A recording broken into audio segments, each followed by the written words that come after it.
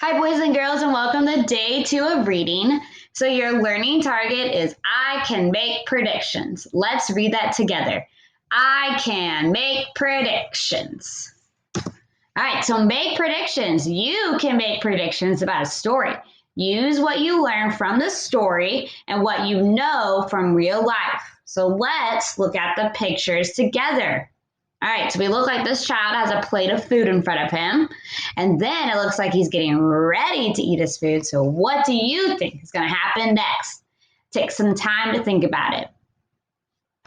Right, you could project that the child will probably take a bite of the food. All right, so in your story today are some high frequency words. So Jack swam in the pool.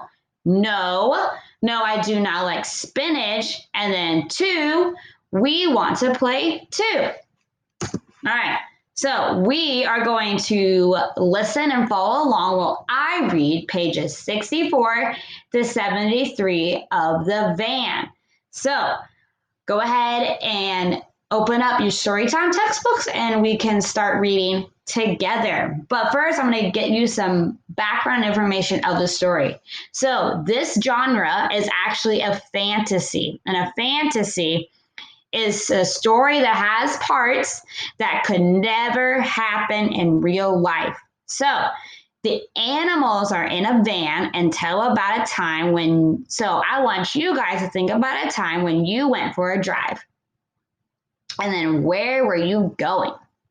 So you're going to predict whether they will read this story to learn about vans or to have fun.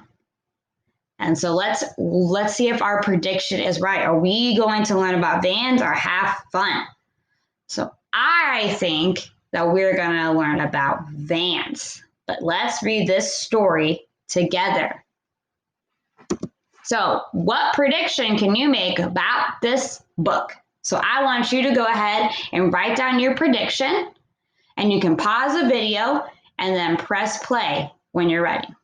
Okay, Sam has a van. Pam sat in the van, and Max sat too. Dan sat in the van, and Pat sat too. Do you hear a common sound in the middle? Ah, good job, because the A says ah. All right. Can the van go? No. So what's the problem? Yeah, the van cannot go. So why do you think the van cannot go? I think it's because it's too heavy. So there are many animals in the van, and they all brought a lot of things with them. And the van looks like it is sinking into the ground. So what do you think is going to happen next? All right, let's keep reading. Jan can help. Now the van can go. So who is the dog? Jan. So who solves the problem? Jan. And then how does Jan help the van go? She brings a wagon, and all of the things that were in the van are now in the wagon. So was your prediction correct? Let's read this together. Let's think. So was your prediction correct? Did we learn about vans or did we have fun?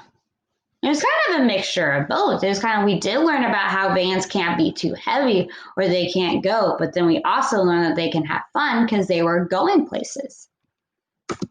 All right, so we know that the van, and then Sam has a van, and then Sam's friend sat in the van, and then the van cannot go, and then Jan helps the van go. And we can see a lot of short A words. We have van, Sam, has, sat, Sam, van, can. All right. So that is your story for today and for the week. All right, if you have any questions, please let me know.